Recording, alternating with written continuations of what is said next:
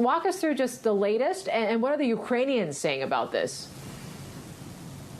So this is news within the last hour or so. So we heard initially from the French that the Americans and the Russians had agreed to this summit meeting. This it came out of a meeting, or a call that President Macron had yesterday with President Putin, in which he proposed this summit.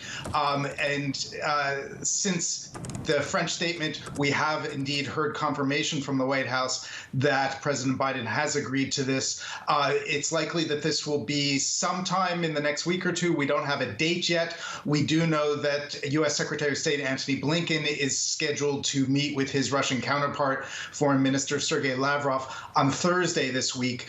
So at that meeting, they're going to work out details on the substance of this summit, and then we'll find out more after that.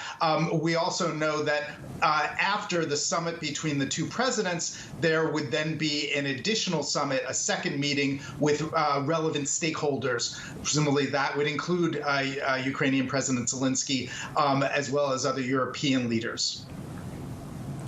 Bruce, it is quite interesting that the White House says that the summit will happen in principle, that President Biden has agreed in principle. How do you read that?